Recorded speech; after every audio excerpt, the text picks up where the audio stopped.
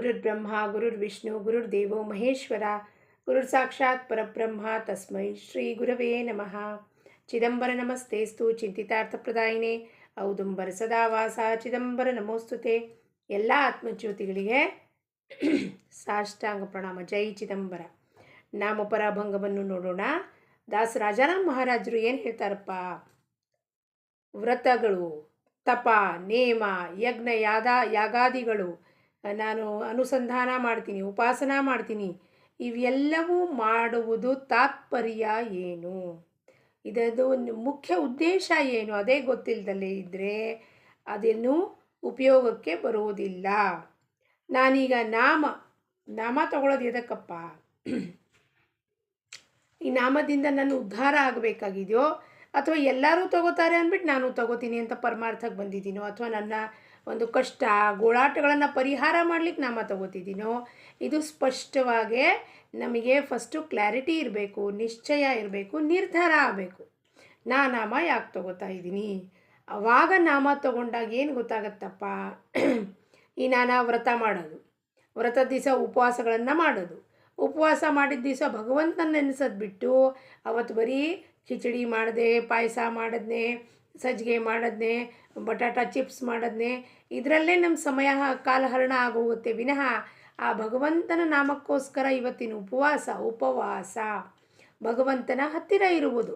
ಉಪನೂ ಆಗಲ್ಲ, ವಾಸನೂ ಆಗೋದಿಲ್ಲ. ನಾವು ಇಡೀ ದಿವಸ ಮನೆ ಕೆಲಸಗಳಲ್ಲಿ ಏನು ತಿನ್ನಬೇಕು, ಏನು ತಿನ್ನಬಾರ್ದು, ನಾಲ್ಗೆ ಚಾಪಲ್ಯವನ್ನು ಸಾಧಿಸಲಿಕ್ಕೆ ಈ ವ್ರತಗಳನ್ನು ಮಾಡ್ತೀವಿ ಅನ್ನಂಗೆ ಆಗತ್ತದು. ಯಾಕೆಂದರೆ ಆ ನಾಮದಲ್ಲಿದ್ದಾಗ ನಿಮಗೆ ನಿಜ ರೂಪತೆ ದೇಖೂನ ಹರಪಲಿ ಭೂಕತಹಾನ, ನಿಮಗೇನೂ ಬೇಕು ಅನಿಸೋದಿಲ್ಲ ಅಲ್ಲವಾಗ. ಯಾರೇನು ಕೊಡ್ತಾರೋ ಅದನ್ನು ತಿಂದು ಹರಿ ಹರಿ ಅಂತ ಒಂದು ಕೋಣೆಯಲ್ಲಿ ಕೂತ್ಕೊಂಡು ನಾವು ನಮ್ಮ ನಾಮಸ್ಮರಣೆ ಮಾಡ್ತೀವಿ. ಆದರೆ ನಮಗೆ ನಾಮಸ್ಮರಣೆಕ್ಕಿಂತ ಹೆಚ್ಚಾಗಿ ತಿನ್ನೋದೇ ಜಾಸ್ತಿ ಅದರಲ್ಲಿ ಧ್ಯಾನ ಇರುತ್ತೆ ನಮ್ಮದು. ಅದಕ್ಕೆ ಅವ್ರೇನಂತಾರೆ, ಈ ಯಜ್ಞಗಳನ್ನು ಮಾಡ್ತೀರಾ, ದಾನಗಳನ್ನು ಮಾಡ್ತೀರಾ, ದಾನಗಳದ್ದು ಬರ್ಬಿಟ್ಟಲ್ಲಿ ಬೋರ್ಡ್ ಹಾಕಿಬಿಡೋದು, ನಾವು ಈ ರೂಮ್ ದಾನ ಕೊಟ್ಟಿದ್ದೀವಿ ಈ ಮಠಕ್ಕೆ. ಎಲ್ಲಿ ಬಂತು ದಾನ? ಅದು ನಿಮ್ಮ ಹೆಸರು ಇದೆಯಲ್ಲ ಅಲ್ಲಿ, ನಮ್ಮ ಹೆಸರು ಉಪಾಧಿ ಎಲ್ಲ ಕಿತ್ಕೊಂಡು ಆಚೆ ಹೋಗಬೇಕು ಯಾವಾಗ ನಾವು ಆ ಭಗವಂತನ ಚರಣಕ್ಕೆ ನಮ್ಮನಿಗೆ ನಾವು ಶರಣಾಗತರಾಗ್ತೀವೋ. ಅದಕ್ಕೆ ಈ ನಾಮದ ಹೊರತಾಗಿ ಇವೆಲ್ಲ ಏನೂ ತಿಳಿಯೋದಿಲ್ಲ ನಮಗೆ. ನಾಮ ಅಂದರೆ ಏನು? ಶುದ್ಧವಾದ ಜ್ಞಾನ, ಆ ಶುದ್ಧವಾದ ಪರಬ್ರಹ್ಮ ವಸ್ತು, ಅದರ ಇರುವಿಕೆ ಎಲ್ಲಿವರೆಗೂ ನಮಗೆ ಆಗೋದಿಲ್ವೋ ನಮಗೆ ಗೊತ್ತಾಗೋದೇ ಇಲ್ಲ ಇವೆಲ್ಲ ನಾವು ಯಾಕೆ ಮಾಡ್ತಾ ಇದ್ದೀವಿ. ಒಂದು ಕೈಯಿಂದ ಕೊಟ್ಟಿದ್ದು ಇನ್ನೊಂದು ಕೈ ಗೊತ್ತಾಗಬಾರ್ದು ಅಂದಮೇಲೆ ಆ ಗಾದೆಗಳನ್ನು ಯಾಕೆ ಮಾಡಿದಾರಪ್ಪ? ಅಲ್ಲಿ ಬೋರ್ಡ್ ಹಾಕಿಸ್ಬಿಡೋದು, ನಾನು 20,000 ಡೊನೇಷನ್ ಕೊಟ್ಟಿದ್ದೀನಿ, ನಾನು ಈ ರೂಮ್ ಡೊನೇಟ್ ಮಾಡಿದ್ದೀನಿ. ಯಾವಾಗ ಈ ಕೈಯಿಂದ ಈ ಕೈಗೆ ಗೊತ್ತಾಗಬಾರ್ದು, ಸಾವಿರಾರು ಜನಕ್ಕೆ ಯಾಕೆ ಗೊತ್ತಾಗಬೇಕು? ಅಂದರೆ ಅದು ದಾನ ಅಲ್ಲ, ದಾಂಭಿಕ ಭಕ್ತಿ, ತೋರ್ಪಡಿಕೆಗೆ ಇವೆಲ್ಲ ಮಾಡ್ತೀವಿ. ಅದಕ್ಕೆ ಅವ್ರು ಏನು ಹೇಳ್ತಾರಪ್ಪ? ವ್ರತ ತಪ ನೇಮ ಕರಿತಿ ನಾನಾ ಕರ್ಮ ನಾಮ ತೇಚಿ ವರ್ಮ ಕಳ್ಳೆ ನಾಹಿ ನಾಮ ಯಜ್ಞ ದಾನ ಅಷ್ಟಾಂಗ ಸಾಧನ ನಾಮ ಅವೀಣ ಜಾಣ ವ್ಯರ್ಥ ಚೇತಿ ನಾನಾ ತೀರ್ಥೆ ಯಜ್ಞ ಭ್ರಮತಿ ತೇ ಜಾಣ ನಿಶ್ಚಯ ಬೈಸೋನಿಯಾ ಏಕ್ಯಾನಾಮಿ ದಾಸಮಣೆ ವ್ಯರ್ಥವಾಯ ಸರ್ವತೀರ್ಥ ಕಳಲಾ ನಾಹಿ ಅರ್ಥ ನಾಮಸಾರ. ನಾಮದ ಸಾರ ಎಸೆನ್ಸ್ ಏನಿದೆಯೋ ಅದೇ ನಮಗೆ ಇನ್ನೂ ಅರ್ಥ ಆಗಿಲ್ಲ. ನಾನಾ ತೀರ್ಥಗಳನ್ನು ಸುಮ್ಮನೆ ತಿರುಗಾಡ್ತಿರ್ತೀವಿ. ಯಾಕೆ? ಮನೆಯಲ್ಲಿ ಕುತ್ಕೊಳ್ಳೋಕೆ ಒಬ್ಬರಿಗೆ ಬೇಜಾರು ಅಂದ್ಬಿಟ್ಟು. Loneliness is the most dangerous disease ಇವತ್ತಿನ ಕಲಿಯುಗದಲ್ಲಿ. ಏನು ಮಾಡಬೇಕು? ಯಾರು ನೋಡ್ಕೊಳ್ಳೋರಿಲ್ಲ, ಮಗ ಸೊಸೆ ಎಲ್ಲ ಆಫೀಸಿಗೆ ಹೋಗ್ಬಿಡ್ತಾರೆ, ಮನೆಯಲ್ಲಿ ಯಾರೂ ಇರೋಲ್ಲ. ಏನು ಮಾಡೋದು? ಯಾರೋ ತೀರ್ಥಾಟನೆಗೆ ಹೋಗ್ತೀಯ, ನಾವು ಅವ್ರ ಜೊತೆ ಹೋಗ್ಬಿಡೋದು. ಎದಕ್ಕೆ ಹೋಗ್ತಿದ್ದೀವಿ ಅನ್ನೋದು ಉದ್ದೇಶ ನಮಗೆ ಗೊತ್ತಿಲ್ಲ. ಏನು ಅವರು ಹೋಗ್ತಾರೆ, ನಾನು ಹೋಗಬೇಕು, ಟೈಮ್ ಪಾಸ್ ಆಗಬೇಕು, ಒಂದು ಗೆಟ್ ಟುಗೆದರ್ ಥರ ತೀರ್ಥಾಟನೆಗೆ ಹೋಗೋದು ನಾವು. ಯಾಕೆ? ನಮ್ಮ ಜೀವನದಲ್ಲಿ ಅಭಾವ ಏನಿದೆ, ನ್ಯೂನ್ಯತೆ, ಒಂಟಿತನ ಇರೋದಕ್ಕೆ ದುಃಖ ಆಗ್ತಿದೆ ನಮಗೆ. ಆ ದುಃಖನ ಹೋಗ್ಲಾಡಿಸ್ಲಿಕ್ಕೆ ಅಲ್ಲಿ ಇಲ್ಲಿ ಸುತ್ತೊಡಿಯೋದು. ಅದಕ್ಕೆ ಅವ್ರು ಹೇಳ್ತಾರೆ, ನಾಮ ಯಾಕೆ ತಗೋತಿದ್ದೀರಾ? ಅದರ ಅರ್ಥನೇ ಗೊತ್ತಾಗಲಿಲ್ಲ ಅಂದರೆ ಇವೆಲ್ಲ ವಾಯ ವ್ಯರ್ಥ ಅಂತಾರೆ. ವ್ರತ ತಪ ನೇಮ ನಾನಾ ಕರ್ಮಗಳನ್ನು ಮಾಡ್ತೀವಿ, ಆದರೆ ನಾಮದ ವರ್ಮ, ಈ ಎಸೆನ್ಸು, ನಾವು ಯಾಕೆ ನಾಮಸ್ಮರಣೆ ಮಾಡ್ತೀವಿ, ಯಾಕೆ ಜಪ ಮಾಡ್ತೀವಿ, ಇದೇ ಇನ್ನೂ ನಮಗೆ ಜೀವನದಲ್ಲಿ ಅರ್ಥ ಆಗಿಲ್ಲ. ಎದಕ್ಕೆ ಮಾಡ್ತೀಯಪ್ಪ? ಇಲ್ಲ ಗೊತ್ತಿಲ್ಲ ರೀ, ಅವ್ರು ಹೇಳಿದ್ರು ಮಾಡಿರಿ, ನಾವು ಮಾಡ್ತೀವಿ. ಅಯ್ಯೋ, ನನ್ನನ್ನು ನಾನು ಉದ್ಧಾರ ಮಾಡ್ಕೊಳಕ್ಕೆ ಮಾಡ್ತಿದ್ದೀನಪ್ಪ ಸ್ವಾಮಿ. ಈ ಜನ್ಮ ಮರಣ ಚಕ್ರದಿಂದ ಬಿಡುಗಡೆ ಹೊಂದಬೇಕು ನಾನು. ಅದಕ್ಕೋಸ್ಕರ ಇವೆಲ್ಲವೂ ನಾನು ಮಾಡ್ತಾ ಇರೋದು. ನಾಮ ಯಜ್ಞ ದಾನ ಅಷ್ಟಾಂಗ ಸಾಧನ ಯೋಗಗಳನ್ನು ಮಾಡೋದು. ಯಾಕೆ? ಅವೆಲ್ಲವೂ ಮಾಡುವುದು ನಾಮದ ಹೊರತಾಗೆ ಎಲ್ಲವೂ ವ್ಯರ್ಥ. ಯಾಕೆ ಅಂದರೆ ಅವೆಲ್ಲ ಟೆಂಪ್ರರಿ. ಅಷ್ಟಾಂಗ ಯೋಗ ಪಾಶ್ಚರ್ನಲ್ಲಿ ಹಿಂಗೆ ಕಣ್ಣು ಮುಚ್ಕೊಂಡು ಕೂತ್ಕೊಂಡಿರ್ತೀವಿ, ಸ್ವಲ್ಪ ಹೊತ್ತು ಭಾಳ ಚೆನ್ನಾಗಿ ಅನಿಸುತ್ತೆ.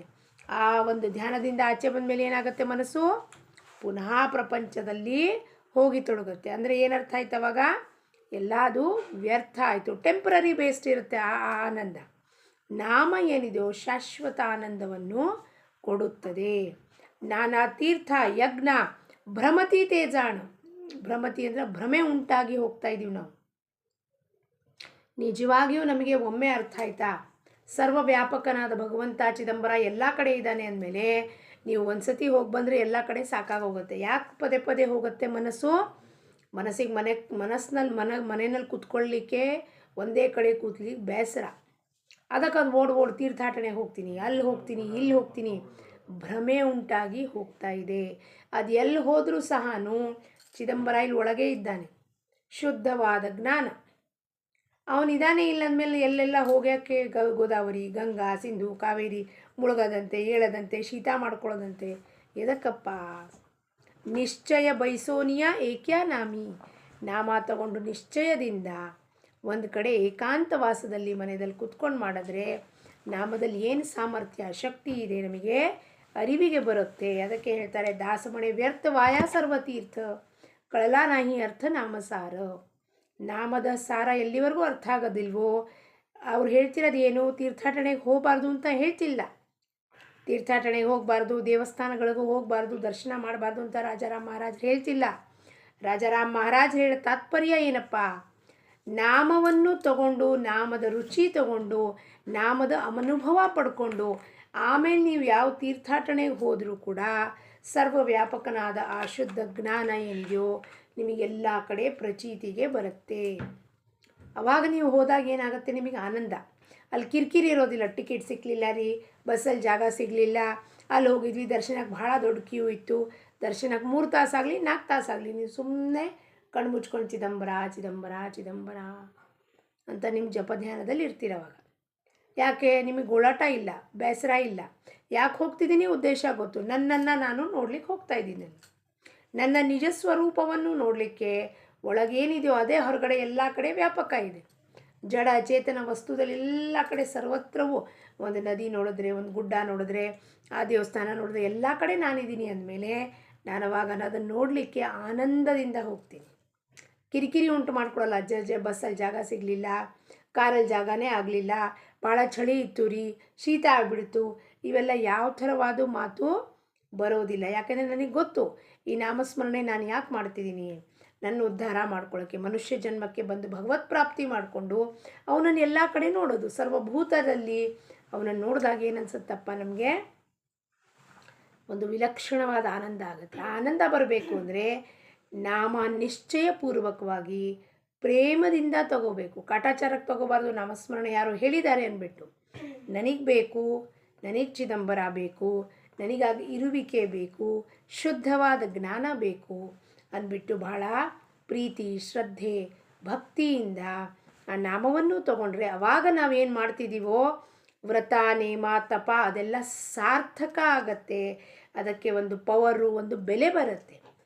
ಇಲ್ಲಾಂದರೆ ಸುಮ್ಮನೆ ಎಲ್ಲರೂ ವ್ರತ ಮಾಡ್ತಾರೆ, ನಾವು ಮಾಡಿದ್ವಿ, ಎಲ್ಲರೂ ಪಾರಾಯಣ ಮಾಡ್ತಾರೆ, ನಾವು ಪಾರಾಯಣ ಮಾಡಿದ್ವಿ. ಯಾಕೆ ಮಾಡ್ತಿದ್ದೀವಿ? ಮನುಷ್ಯ ಜನ್ಮದ ಸಾರ್ಥಕತಾ ಇತಿ ಕರ್ತವ್ಯ ಏನು, ಮನುಷ್ಯ ಜನ್ಮಕ್ಕೆ ಬಂದು ಭಗವತ್ ಪ್ರಾಪ್ತಿನ ಮಾಡ್ಕೋಬೇಕು. ಅದಕ್ಕೆ ನಾವೆಲ್ಲರೂ ಸೇರಿ ಮೊದಲು ನಾಮಸ್ಮರಣೆ ಯಾಕೆ ಮಾಡ್ತಿದ್ದೀವಿ ಅನ್ನೋ ನಮ್ಮ ಉದ್ದೇಶವನ್ನು ನಿಶ್ಚಯ ಮತ್ತು ನಿರ್ಧಾರ ಮಾಡ್ಕೊಳ್ಳೋಣ. ನಮ್ಮ ಸ್ವಂತ ಉದ್ಧಾರಕ್ಕಾಗಿ ನಾವಿದನ್ನು ಮಾಡ್ಕೊಂಡ ಮೇಲೆ ನಾವು ಯಾವ ತೀರ್ಥಾಟನೆಗೆ ಹೋಗೋಣ, ಯಾವ ತಪ ಮಾಡೋಣ, ಯಾವ ನೇಮ ಹಿಡ್ಕೊಳ್ಳೋಣ, ಎಲ್ಲತ್ರಲ್ಲೂ ನನಗೆ ಒಂದೇ ನಾಮ ಕಾಣಿಸ್ತಾ ಇರುತ್ತೆ. ಆ ನಾಮದ ಸಲುವಾಗಿ, ಆ ಚಿದಂಬರನ ಸಲುವಾಗಿ ಇವೆಲ್ಲವೂ ನಾನು ಮಾಡ್ತೀನಿ ಅಂದಾಗ ಅಲ್ಲಿ ಕಿರಿಕಿರಿ ಮಾಡ್ಕೊಳ್ಳೋದಿಲ್ಲ, ಬೇಜಾರು ಮಾಡ್ಕೊಳ್ಳೋದಿಲ್ಲ, ನಾನೇ ಮಾಡ್ತೀನಿ ಅನ್ನೋದು ಅಹಂಭಾವ ಇರೋದಿಲ್ಲ. ಸರ್ವತ್ರವೂ ಎಲ್ಲರಲ್ಲೂ ಆ ಕ್ಷಣಕ್ಕೆ ನನಗೆ ಆ ಚಿದಂಬರ ಕಾಣಿಸುವಾಗ ಆನಂದದಿಂದ ಆ ಕೆಲಸವನ್ನು ಮಾಡ್ತೀನಿ. ಪ್ರಪಂಚದ ಕೆಲಸಗಳನ್ನು ದೇಹದಿಂದ ಮಾಡಬೇಕು. ಮನಸ್ಸನ್ನು ಯಾವಾಗಲೂ ಆ ಭಗವಂತನ ನಾಮದಲ್ಲಿ ಪ್ರೀತಿಯಿಂದ ಕಟ್ಟಾಕಬೇಕು. ರಾಜಾರಾಮ್ ಮಹಾರಾಜರ ಚರಣಕ್ಕೆ, ಸದ್ಗುರು ಚರಣಕ್ಕೆ ಅಭಂಗ ಪುಷ್ಪವನ್ನು ಅರ್ಪಿಸುತ್ತಾ ಸಾಯಿ ಚಂದ್ರುಭ್ಯೋ ನಮಃ. ಲೋಕ ಸಮಸ್ತ ಸುಖಿನೋ ಭವಂತು. ಜೈ ಚಿದಂಬರ.